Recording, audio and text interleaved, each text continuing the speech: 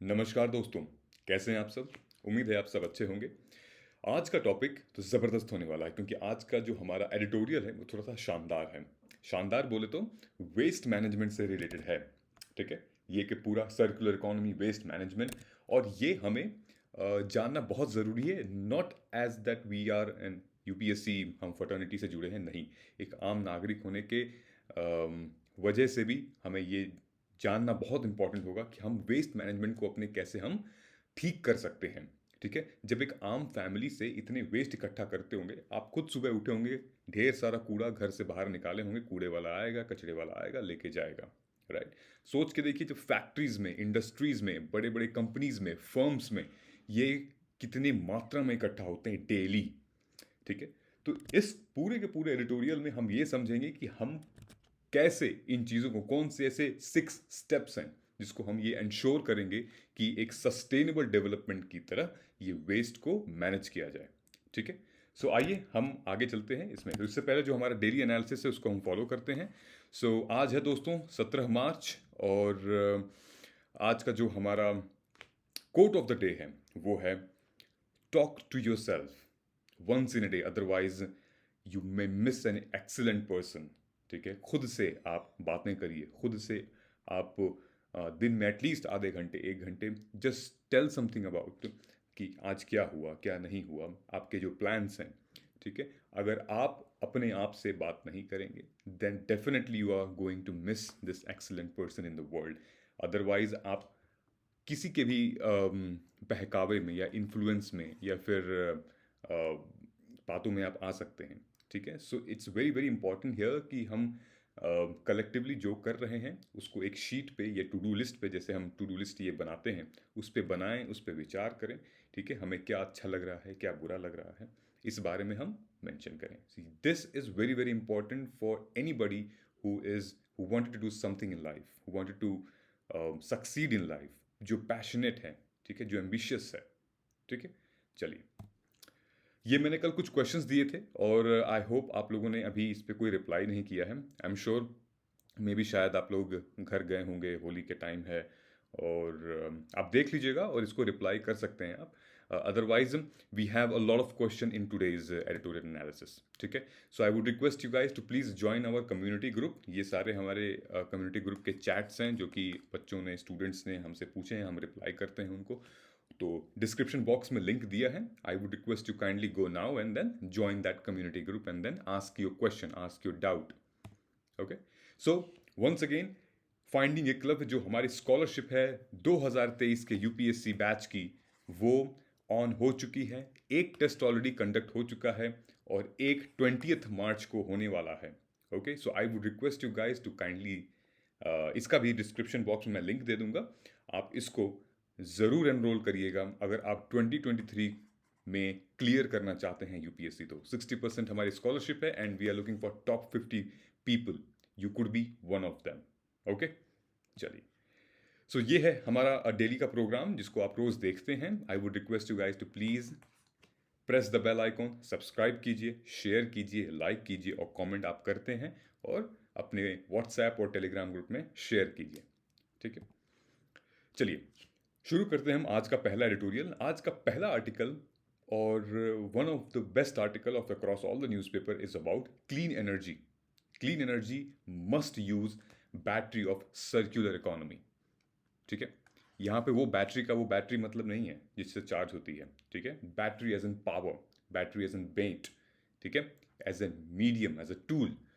ठीक है, circular economy, circular economy को हम अभी समझते हैं। ये हमारा पूरा का पूरा मुद्दा किस में आएगा? ये साइंस एंड टेक का मुद्दा है, बायोडाइवर्सिटी का मुद्दा है, internal security, disaster management, economy.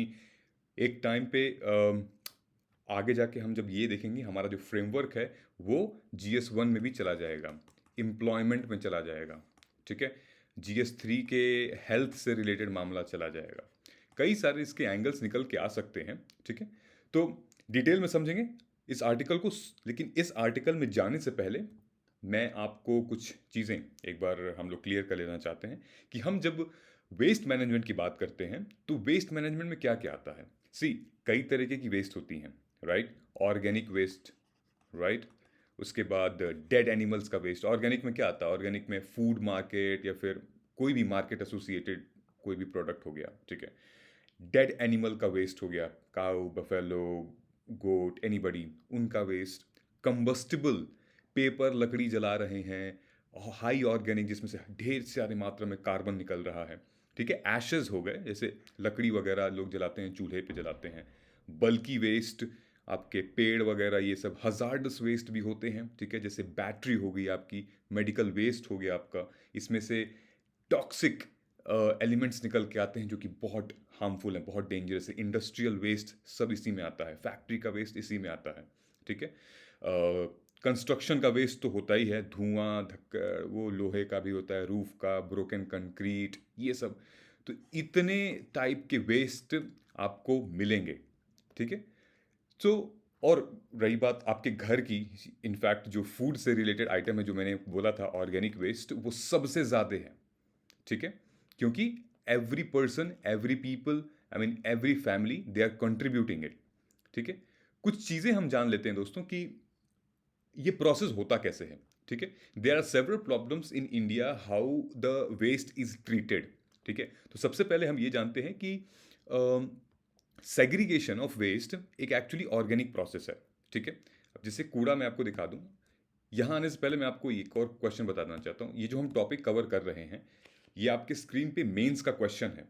अगर आप इस टॉपिक को ध्यान से 15-20 मिनट समझ लेंगे तो इन तीनों क्वेश्चंस का आंसर आपको मिल जाएगा, आपको लिखने की, ढूंढने की जरूरत नहीं पड़ेगी। ओके, सो स्टे ट्यून्ड, और आपको इन सब का आंसर इसी में मिलेगा, क्योंकि बहुत अमेजिंग आर्टिकल आज का जो मेंशन किया गया है, ठीक है। तो हम बात कर रहे थे किसकी? हम बात कर रहे कि भारत में वेस्ट को कैसे ट्रीट किया जाता है। तो सबसे पहले क्या होता है? सेग्रीगेशन, ठीक है। फर्स्ट स्टेप होता है सेग्रीगेशन का। सेग्रीगेशन बोले तो जब आपके घर से कूड़ा कचरा, जब कूड़े वाला आता है, ठीक है, या फिर एमसीडी वाले लोग आते हैं, कूड़ा उठाते हैं और फिर वो एक लैंडफिल साइट पे ले जाते हैं। वहाँ पे जो वर्कर्स हैं वो सेग्रीगेट करते हैं कूड़ा। कैसे सेग्रीगेट करते हैं? अलग अलग फॉर्म में, जैसे ऑर्गेनिक को निकाल लिया, प्लास्टिक को अलग निकाल लिया, मेटल्स वाले अलग निकाल लिया, ठीक है। ये सेग्रीगेट करते हैं। लेकिन ये हर जगह फॉलो नहीं होता, ठीक है। बहुत अच्छे शहरों में, इंदौर जैसे शहरों में, मध्य प्रदेश जैसे शहरों में, दिल्ली जैसे शहरों में ये फॉलो हो जाता है, लेकिन हर जगह ये फॉलो नहीं होता। हर जगह एक ही जगह कूड़ा डाल दिया जाता है, ठीक है। और इसकी वजह से क्या होता है दोस्तों, कि हमारा लैंड जो है वो एक मिक्स्ड वेस्ट लैंड बन जाता है, ना कि कोई स्पेसिफिक वेस्ट लैंड बन जाता है। और जब मिक्स्ड वेस्ट लैंड बन जाता है तो हजार्डस कंडीशन वाली सिचुएशन आ जाती है, जहाँ पे बहुत सारी गैसेस एमिट होती हैं और बहुत सारे ऐसे टॉक्सिक एलिमेंट्स हैं वो रिलीज होते हैं, ठीक है। So waste management should not be offered free of cost to residents, ठीक है। इनफैक्ट जो आप कूड़ा निकालते हो, कूड़ा निकालने का भी एक चार्ज लगना चाहिए, ठीक है। इनफैक्ट जैसे आप किलो के तौर पे हो गया, आज भाई 2 किलो कूड़ा निकला तो आपका हो गया 30 रुपये, 40 रुपये या 200 रुपये, सो एंड सो फोर्थ, कुछ भी हो सकता है, महीने का हो सकता है, ताकि लोगों को लगाम लगे कूड़ा निकालने से भी, ठीक है। Now only if resident will pay, then they will realise the importance of segregation और रिसाइकलिंग, ठीक है, ठीक है, तभी वो होगा, ठीक है। जैसे दिल्ली में हम लोग, दिल्ली में रहते हैं, मुंबई, बड़े शहरों में रहते हैं, हम पे करते हैं 200 रुपये, 150 रुपये, 400 रुपये, किसी किसी टाइम पे एमसीडी को हम लोग मंथली पे करते हैं, राइट। सो हमें एक इम्पॉर्टेंस पता चलती है कि भाई ये काम इम्पॉर्टेंट है और नेचर की तरफ से बहुत अच्छा काम कर रहे हैं, सस्टेनेबल डेवलपमेंट के लिए काम कर रहे हैं, ठीक है। तीसरा देखो, हमारा एक इशू सबसे बड़ा आता है जो भारत का हमेशा से ड्रॉबैक और लैक रहा है, वो है लॉजिस्टिक्स का, ठीक है। सो लॉजिस्टिक्स, एक्चुअली जो कॉन्ट्रैक्टर्स हैं, they are motivated to dump more garbage in landfill, ठीक है, as their compensation is proportional to the tons of wastage, ठीक है। जितने टन वेस्ट वो लैंडफिल में डालेंगे उस उनको उतना इंसेंटिव मिलेगा, ठीक है। तो इससे क्या करते हैं वो, कि मिक्स वेस्ट एक ही साथ ले आके, क्योंकि उनको इंसेंटिव मिल रहा है इस बारे में, तो मिक्स वेस्ट वो ले आके डाल देते हैं इसमें, ठीक है। तो एक ये प्रॉब्लम है। दूसरी ये है कि इलीगली डंपिंग बहुत होती है, अनऑथराइज साइट पे कहीं भी कूड़ा फेंक दे रहे हैं। तो हमारी जो डिपार्टमेंट है वो किसी स्पेसिफिक जगह से कूड़ा उठाएगी, राइट, स्पेसिफिक लैंड फील्ड से, लैंड साइट से, वहाँ से उठा के फिर उसको रिसाइकल करेगी। लेकिन जो ट्रेडिशन जो कल्चर चला आ रहा है कहीं पे भी फेंक दो और कुछ भी फेंक दो, तो वो जो कहीं पे भी फेंका जा रहा है वो पिकअप नहीं होता, वो कलेक्ट नहीं होता। ठीक है, तो ये कुछ सिचुएशंस हैं जो इंडिया निपट रहा है, इंडिया में ऐसा चल रहा है, हमारे भारत में ऐसा चल रहा है। ठीक है, चौथा मैं आपको एक और इम्पॉर्टेंट बता दूं कि ऑर्गेनिक फार्मिंग, जैसे ऑर्गेनिक फार्मिंग हो गई या फिर कंपोस्टिंग हो गई, that are economically attractive to the farmers. ठीक है, जो भी ऑर्गेनिक फार्मिंग है या कंपोस्टिंग है वो फार्मर्स के लिए हमारे इकोनॉमिकली एक्टिव नहीं है। ठीक है, एज क्यों एक्टिव नहीं है? क्योंकि केमिकल पेस्टिसाइड्स उसमें इन्वॉल्व रहती हैं और compost is not officially marketed.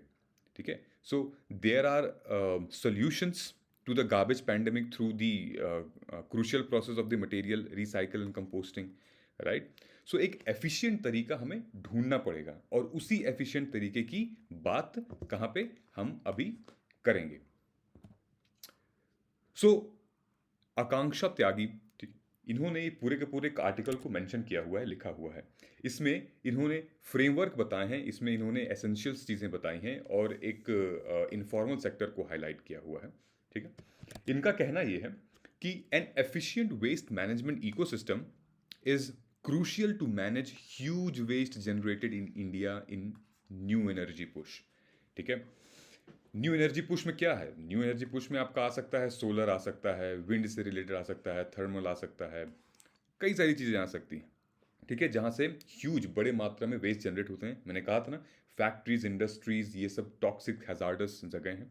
ठीक, सो निर्मला सीतारमन जी जो फिनेंस मिनिस्टर है हमारी, बजट के सत्र में उन्होंने ये कहा था कि भाई जो टेक्नोलॉजीज हम यूज़ कर रहे हैं सोलर एनर्जी के लिए, बैटरीज के लिए, वो हम एक सस्टेनेबल टेक्नोलॉजीज यूज़ करेंगे ताकि हमारे फ्यूचर में हमारे लोगों को प्रॉब्लम ना हो। ठीक है, तो it is very very important to जो ट्रांजिशन है हमारा सर्कुलर इकोनॉमी का, ट्रांजिशन बहुत ज़रूरी है फ्रॉम लीनियर इकोनॉमी।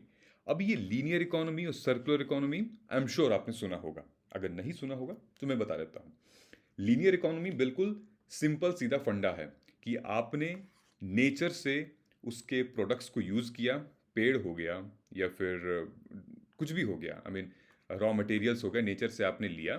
ठीक, उसको आपने फैक्ट्री में ले गए, आप बनाए, घर ले गए, उसको यूज़ किया, उसको फिर जब उसका काम खत्म हो गया तो उसको डिस्पोज कर दिया, जब डिस्पोज कर दिया तो वो वेस्ट के फॉर्म में हो गया, और फिर जब वेस्ट के फॉर्म में हो गया वो लैंडफिल में पड़ा रहा, पड़ा रहा, पड़ा रहा, डिकम्पोज होता रहा, और उसमें से ढेर सारी गैसेस निकलती रहीं और इन्वायरमेंट को प्रदूषित करती रहीं।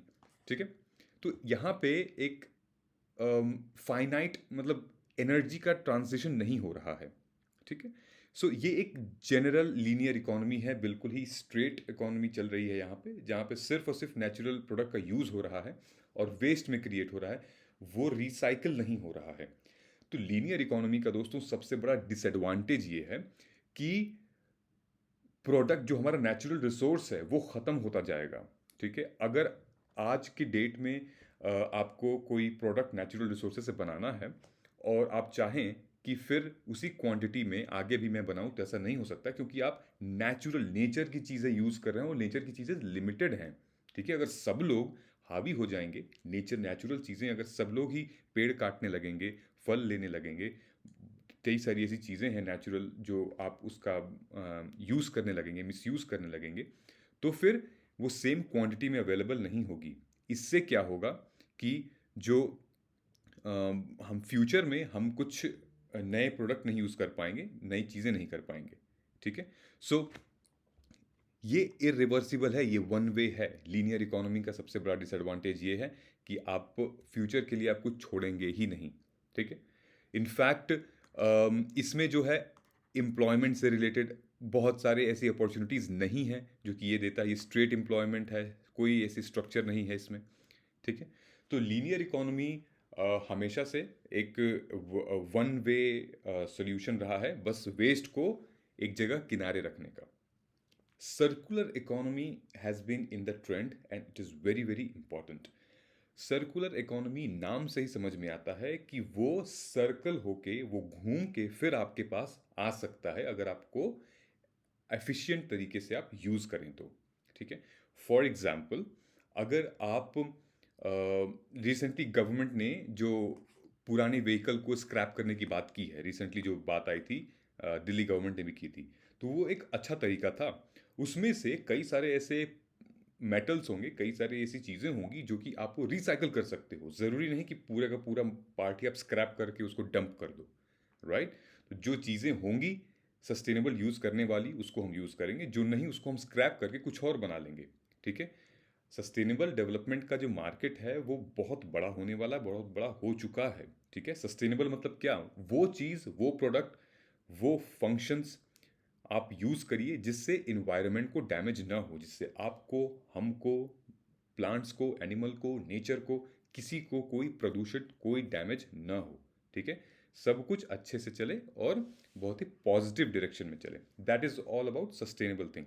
सर्कुलर इकोनॉमी में अगर आप यूज़ करते हैं, फॉर एग्जांपल आप नेचुरल रिसोर्स यूज़ कीजिए, आप उसको घर ले जाइए, आप उसको कंज्यूम करिए, फिर आप उसको या तो फैक्ट्री में ले जाइए, आप उसको बनाइए, फिर आप सेल करिए, आप उसको कंज्यूम करिए, आप डिस्पोज करिए। डिस्पोज करने के बाद फिर सर्कुलर इकोनॉमी का रोल आता है कि जो वेस्ट मैनेजमेंट, जो हमारी स्ट्रैटेजी है, जो वेस्ट मैनेजमेंट हमारी फर्टर्निटी है, वो उसको रिसाइकल करेगी, फिर हम उसको रीयूज करेंगे और फिर आगे काम बढ़ेगा। तो इससे क्या होगा? It reduce the environmental footprint, ठीक है? सर्कुलर इकोनॉमी में क्या होगा? वेस्ट तो हम सबसे पहले अलग अलग करेंगे, सॉलिड क्या है, लिक्विड क्या है, हजार्डस वेस्ट क्या है, ठीक है? इसकी वजह से हमारे इन्वायरमेंटल फुटप्रिंट में सुधार आएगा, ठीक? दूसरा है इट जनरेट इंक्रीज्ड इनकम, ठीक है? तीसरा क्या है? रिड्यूस डिपेंडेंट ऑन रिसोर्सेज, जिसको हम कह रहे थे, इस पे हम रिसोर्स पे डिपेंड हो जाएंगे, इसमें रिसोर्स पे डिपेंड नहीं होंगे, ठीक है? क्योंकि हम रिसाइकल कर रहे हैं, रीयूज कर रहे हैं प्रोडक्ट को, मिनिमाइज करेंगे वेस्ट। इस तरीके से अगर हम जाएंगे लीनियर तरीके से, तो हम पाइल्ड अप करते रहेंगे अपने पूरे के पूरे वेस्ट को। और अगर हम सर्कुलर तरीके से जाएंगे तो पूरे के पूरे वेस्ट को हम मिनिमाइज कर सकते हैं, कम कर सकते हैं, ठीक है? बहुत सारी ऐसी न्यूज़ आपने सुनी होगी कि इस वेस्ट को मिला के ऐसे बना दिया, या फिर प्लास्टिक्स को मिला के कई लोग घर बना लेते हैं, कई लोग कुर्सी चेयर बना लेते हैं। सो बहुत ऐसी अनकन्वेंशनल ऐसी टेक्निक्स हैं जिसको आप यूज़ कर सकते हैं, ठीक है? ये हो गया। दूसरा, आप मुझे ये बताइए कि हमारे संविधान के कौन से आर्टिकल है जिसमें ये मेंशन किया गया है that every citizen of India to protect and improve natural environment including forest, lake, river, wildlife. ये मुझे कमेंट करके आप बता सकते हैं, ठीक है? सो फिर से सर्कुलर इकोनॉमी की बात की गई थी, क्या था? Recycle water, reuse, green products, cleaner production, better services, collect end of life, remanufacture it, ठीक है? ये पूरा का पूरा साइकिल चली आ रही है। तो आइए डिटेल में हम समझते हैं कि what are those 6 framework, 6 steps जिसको हमें इंप्लीमेंट करना होगा आज ही, so that we can have a better tomorrow, ठीक है? सो कहा यह जा रहा है मार्केट एस्टिमेट से कि जो सर्कुलर इकोनॉमी है वो significant, it's very very important for a waste management ecosystem, बहुत इंपॉर्टेंट है, ठीक है? And it is necessary to manage the enormous waste generated by renewable energy product in coming decades, ठीक है? फैक्ट्रीज से batteries निकल रही हैं और वेस्ट बैटरीज निकल रही हैं, उनको हम कैसे इफेक्टिवली यूज करें, ठीक है? दूसरा ये है जो हमारे इंटरनेशनल रिन्यूएबल एनर्जी एजेंसी है, जिसका काम क्या है? ये इंटर गवर्नमेंटल ऑर्गेनाइजेशन है जिसका काम ये है कि कंट्रीज को सपोर्ट करना in their transition to sustainable energy future, ठीक है? ये सपोर्ट करती है, अगर आप भी सस्टेनेबल एनर्जी के डोमेन में एंटर करना चाहते हैं तो ये जो बॉडी है, ये जो ऑर्गेनाइजेशन है, वो आपको सपोर्ट करेगी, ठीक है? इसका ये कहना है कि the cumulative waste generated by India's total installed solar capacity, ये सिर्फ सोलर कैपेसिटी की बात हो रही है, ठीक है? Be high as 350 kilo tons by 2030। तो अब सर्कुलर इकोनॉमी की वजह से ये जो वेस्ट जनरेट हो रहा है 325 किलो टन्स, इसको हम रिसाइकल कर सकते हैं, रीयूज कर सकते हैं by using effective techniques and methods, okay? तो फ्यूचर में ये चीज़ें पाइल अप नहीं होंगी, नुकसान नहीं होगा, कैडमियम और लेड जैसे खतरनाक एलिमेंट्स आपके बॉडी में नहीं जाएंगे, ठीक है? JMK रिसर्च और एनालिटिक्स, ये एक कंसल्टेंसी फर्म है, इन्होंने कहा कि market for battery recycling will be around 23 gigawatt hours by 2023, ठीक है? उनका ये कहना है कि भाई potentially supply chain should shock triggers by extraneous development. Batteries का बहुत ज़्यादा, ठीक है, बैटरी का बहुत ज़्यादा यूज़ है, बैटरी का बहुत ज़्यादा, क्योंकि जब हम टेक की बात करते हैं, मोबाइल हो गया, लैपटॉप हो गया, टीवी हो गया, everything is on charge mode, right, सब कुछ चार्ज मोड पे है मोबाइल से रिलेटेड, तो बैटरी ज़रूरी है। लिथियम, कैडमियम, आयन वाली बैटरी, ये सब बहुत चल रही है। तो जैसे जैसे इसकी मार्केट बढ़ रही है, वैसे वैसे बैटरीज का कंजम्पशन भी बढ़ रहा है। जैसे कंजम्पशन बढ़ रहा है, वैसे मैन्युफैक्चरिंग भी हो रही है, मैन्युफैक्चरिंग हो रही है तो फिर वेस्ट भी जनरेट हो रहा है, राइट। सो ये इंपॉर्टेंट है यहाँ पे। इनफैक्ट जो हमारी स्टडी है Council of Energy Environment and Water, उसका ये भी एस्टिमेट है कि भाई 5,660 gigawatt of solar and 1792 gigawatt of wind energy to achieve net zero 2070 तक ये चाहिए, ठीक है। सो भारत को एक रोबस्ट, एक स्ट्रॉन्ग वेस्ट मैनेजमेंट इकोसिस्टम की ज़रूरत है, और इन 6 पॉइंट्स की वजह से हम वो कर पाएंगे। अब वो क्या हैं 6 पॉइंट्स, देखिए। So a clear economy, clear framework. Framework बोले तो सबसे पहले आएगा हमारा पॉलिसी मेकर। जो कौन है पॉलिसी मेकर? गवर्नमेंट, ठीक है। प्राइवेट प्लेयर्स भी इसमें बहुत इंपॉर्टेंट रोल प्ले करते हैं, इंटरनेशनल बॉडीज भी इसमें बहुत इंपॉर्टेंट रोल प्ले करती है, ठीक है। First, policymakers should revise existing electronic waste management rules to bring various clean energy component in their ambit. ठीक है। अब उसमें क्या क्या आ जाता है? कई सारी चीज़ें हैं, जैसे कि these rules are based on extended producer responsibility that identified component responsible entities to man their age, ठीक है। जैसे इंडियन रिन्यूएबल एनर्जी इंडस्ट्री है, उनका एक बहुत कॉम्प्लेक्स फिगर है, क्योंकि उसमें मैन्युफैक्चरर्स भी आते हैं, असेंबलर्स भी आते हैं, इंपोर्टर्स भी आते हैं और डिस्ट्रीब्यूटर्स भी आते हैं, ठीक है। तो अगर हम रेगुलेशंस को रिवाइज करते हैं और इनकी रिस्पॉन्सिबिलिटीज़ को हम इनको बताते हैं, तो ये जो हमारा रिन्यूएबल एनर्जी का वैल्यू चेन है, जो हम टारगेट प्रोवाइड कर रहे हैं, वो एक सस्टेनेबल तरीके से अचीव हो सकता है। ये सेम बात होगी कि अगर सबको आप उनकी जिम्मेदारी बता दो और उनको एक इंसेंटिव दे दो, उनको एक टारगेट दे दो, तो ऑफकोर्स वो अचीव करना ही करना है उनको, वो करेंगे, ठीक है। तो एक ये होगा कि एक हमें फ्रेमवर्क पॉलिसी चाहिए। सेकंड ये है कि dumping and burning of different component should be band, ठीक है। ये तो एक एग्जाम्पल हो गया। आप ये देखो, जब पंजाब में पराली जलाई जा रही थी, तो सिर्फ पराली जलाने से कितना प्रदूषण होता था आसपास के राज्यों में। PM2.5, PM2, कितने सारे ऐसे एलिमेंट्स थे जो कि इन्वायरमेंट में जाते थे, हवा में जाते थे, वो इनडायरेक्टली फिर वो आपके फूड में, वो आपके लंग्स में वो जाते थे, तो डैमेज करते थे, ठीक है। तो dumping and burning different component should be band. ये हम इंडस्ट्री से रिलेटेड बात कर रहे हैं, ठीक है। करंटली क्या है कि अभी ऐसा कोई रेगुलेशन नहीं है, ठीक है। लैंडफिल ही एक बहुत ही चीपेस्ट ऑप्शन है कि भाई वहाँ पे हम रिन्यूएबल एनर्जी को प्रैक्टिस कर सकते हैं, राइट। कोई भी हमारे पास ऐसा इन्वायरमेंटली सस्टेनेबल प्रोसेस नहीं है इस मामले में डंपिंग और बर्निंग से रिलेटेड, ठीक है। So all clean energy technologies thrives on metal and non metal with different level of toxicity, ठीक है। तो इसके बारे में हमें इंश्योर करना पड़ेगा क्या, कि भाई हमारे पास होना चाहिए। इसी से रिलेटेड ये कहा गया है कि जो वेस्ट इक्विपमेंट है जो डंप होता है ओपन में, बहुत कुछ ऐसे एलिमेंट्स हैं जो कि एनवायरनमेंट को दूषित करते हैं, जो कि हमारे फूड चेन को दूषित करते हैं, ठीक है। जैसे कैडमियम, सोलर प्लांट से कैडमियम निकल के आता है, फोटोवोल्टाइक मॉडल जो होता है, कैडमियम निकल के आता है, लेड निकल के आता है।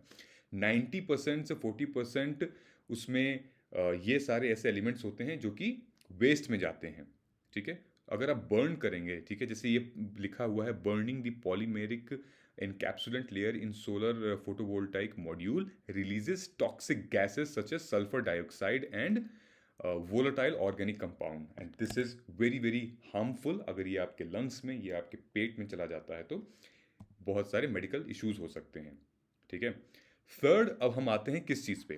थर्ड आते हैं R&D।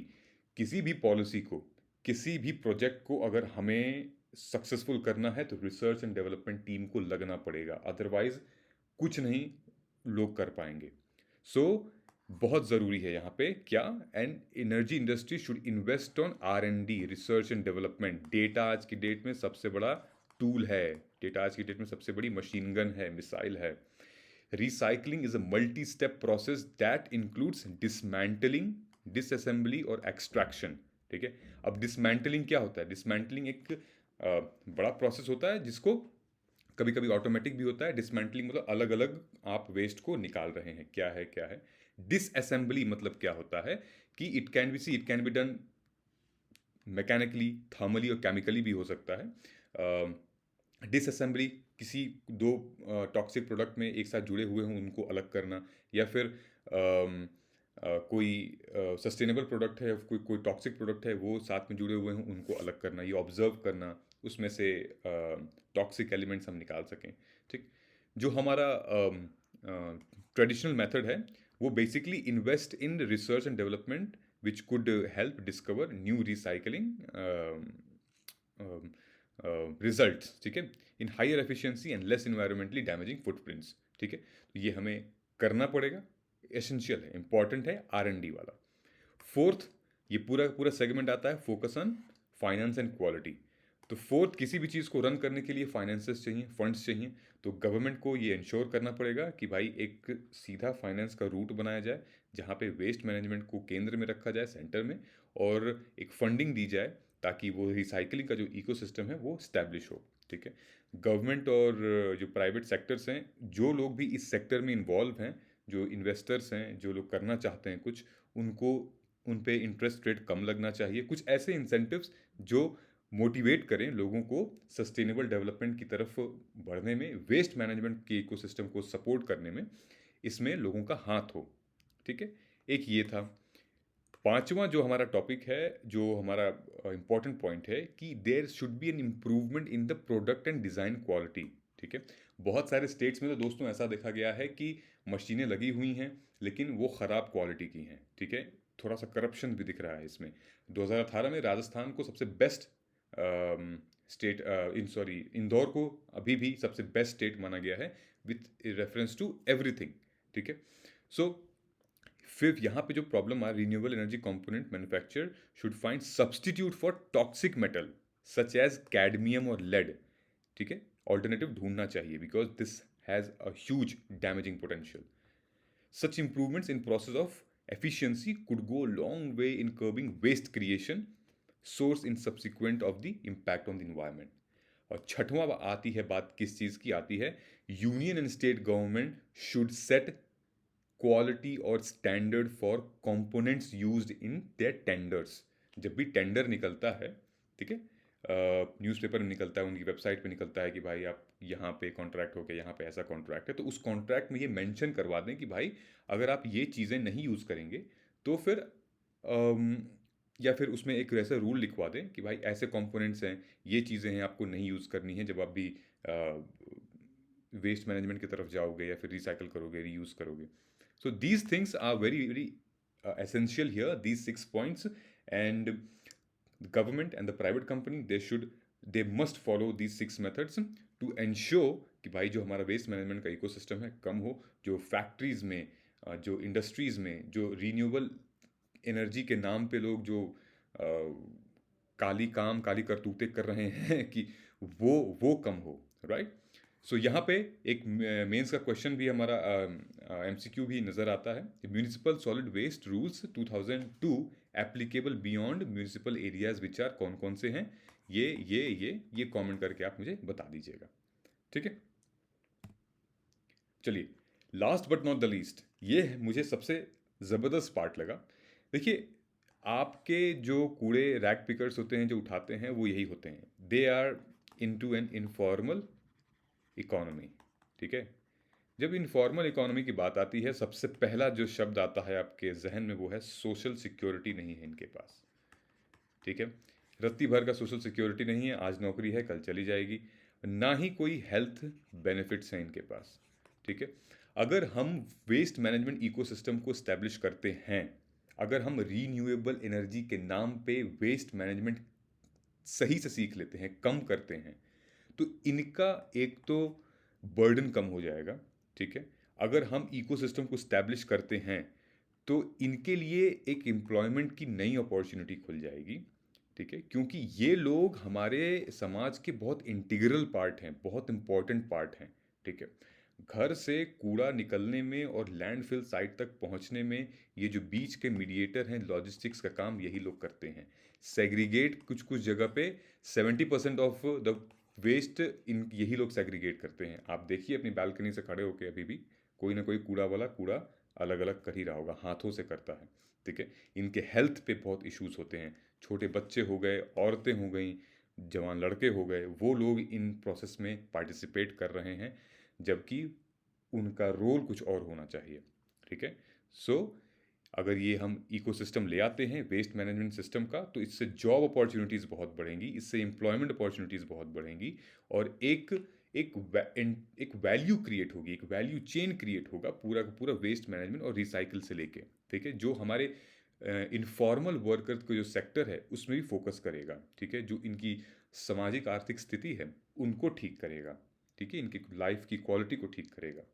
Therefore, we ought to remember that the majority of India's recycling sector is informal worker and have to work in unsafe environment without standardized wages. और पैसे रुपए की तो खैर बात ही मत करिए। 3,000, 4,000, 5,000 ऐसे मिलता है इनको महीने का। ठीक है, जहाँ पे हाई रिस्क है लाइफ में।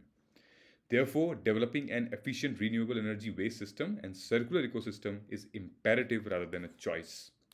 कोई चॉइस नहीं है, ये इंपॉर्टेंट है, एसेंशियल्स है, मैंडेटरी है, करना पड़ेगा।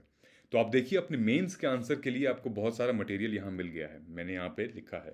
ठीक है, सो आप मेंशन कर सकते हैं, कमेंट करके मुझे बता सकते हैं। ये एमसीक्यू है, इससे रिलेटेड इन्वायरमेंट का ही एमसीक्यू मैंने दिया है, तो आप कमेंट करके बताइएगा आपको इसमें से आंसर कौन सा ठीक लगा है। ठीक है, हम कल डिस्कस कर लेंगे इसके बारे में। दूसरा जो हमारा न्यूज़ था वो rights of person disabilities acts पे था। ठीक है, ये है वो news, rights of person disabilities act. मैं ज़्यादा कुछ नहीं जाऊँगा डिटेल में, बस मैं आपको ये बताना चाहता हूँ कि एक इम्पॉर्टेंट केस निकल के आया था, अवनी प्रकाश वर्सेस नेशनल टेस्टिंग एजेंसी। ठीक है, जहाँ पे अवनी प्रकाश को एग्ज़ाम देने से मना कर दिया गया था, ये फिजिकली चैलेंज थी। ठीक है, इनको एग्ज़ाम देने से मना कर दिया गया था, क्यों? क्योंकि थोड़ा ज़्यादा टाइम ले रही थी ये देखने में, लिखने में। ठीक है, सो कॉपी छीन ली गई थी इनसे, और ये रूल अप्लाई था कि भाई इन लोगों को टाइम दो थोड़ा सा लिखने के लिए। तो बेसिकली यहाँ पे ये बात कर रहा है कि हम भले कानून बना लें, हम भले लॉ बना लें, लेकिन उसको इम्प्लीमेंट करने के लिए, उसको एडमिनिस्टर करने के लिए, ठीक है, उसको मॉनिटर करने के लिए एक बॉडी होनी चाहिए गवर्नमेंट की, या फिर आप पब्लिक प्राइवेट बॉडी भी कर सकते हो। सिर्फ और सिर्फ कानून बना देना और अपना पल्ला झाड़ लेना ही एक मकसद नहीं होता है सरकार का। सरकार का मकसद यही होता है कि एंड तक वो नीति, एंड तक वो स्कीम, वो योजना वो पहुँचे, फिर चाहे वो डिसेबिलिटी से रिलेटेड हो या फिर किसी वुमेन से रिलेटेड हो। सो यहाँ पे यही बताया जा रहा है कि equal opportunities and enabling unit to devise thereafter revise the institutional plan for inclusion of students with disabilities। ठीक है, कई सारे टीचर्स को भी नहीं पता है, कई सारे इंस्टीट्यूशंस को भी नहीं पता है कि ऐसा कोई रूल है, ऐसा कोई नियम है। ठीक है, 2018 में राजस्थान गवर्नमेंट ने इसमें सबसे बेहतरीन काम किया था। ये जो एक्ट है ये बेसिकली डिफाइन करता है कि डिसेबिलिटी होती क्या है। ये डिफाइन करता है कि कौन कौन सी चीज़ें हैं जो डिसेबिलिटीज़ में आती हैं। ये डिफाइन करता है किसको किसको हम उस एज ग्रुप में रख सकते हैं, किसको बेनिफिट मिल सकती है। ठीक है, और इनके जॉब एम्प्लॉयमेंट से लेके कितनी परसेंट इनको आरक्षण है, बहुत सारी चीज़ें हैं इस वाले एक्ट में। आप डिटेल में कभी पढ़िएगा, हम डिस्कस कर लेंगे बाद में। लेकिन अभी जो मेरा मुद्दा ये है कि यहाँ एक्ट बना देने से, कोई लॉ निकाल देने से चीज़ें नहीं होंगी। हमें एडमिनिस्ट्रेशन पे बहुत ध्यान देना पड़ेगा, उसके मॉनिटरिंग पे ध्यान देना पड़ेगा, अवेयरनेस पे ध्यान देना पड़ेगा। ठीक है, सो मेरा क्वेश्चन आपसे ये है कि डीपीएसपी के कौन से आर्टिकल में ये मेंशन है कि राज्य जो है वो प्रयास करेगा कि हम एडुकेशन और पब्लिक असिस्टेंट ने in case of unemployment, in case of old age, sick, disability, ठीक है, ताकि उनकी इकोनॉमिक कंडीशन अच्छी हो। कौन से आर्टिकल में लिखा है डीपीएसपी के, ये कर पर बता दीजिएगा। और जो relief of disabled and unemployable, ठीक है, ये कौन से सब्जेक्ट में आता है, यूनियन, कंकरेंट, स्टेट, और स्केड्यूल कौन से स्केड्यूल में आता है, 1 2 3 4 5 6 7 8 9 10 11 12। ठीक है, तो आज में ढेर सारे क्वेश्चंस हो गए हैं। उम्मीद है आपको हमारा आज का ओपेड एनालिसिस अच्छा लगा होगा। कैसा लगा होगा कमेंट करके बताइएगा, कैसा रहा एक्सप्लेनेशन एनालिसिस कैसा रहा। ठीक है, सो कमेंट करना मत भूलिएगा, लाइक शेयर सब्सक्राइब कीजिए and please hit the bell icon so that you can get the daily notification. तो थैंक यू सो मच दोस्तों, मिलते हैं हम कल के एनालिसिस में। अपना ख्याल रखिए। जय हिंद।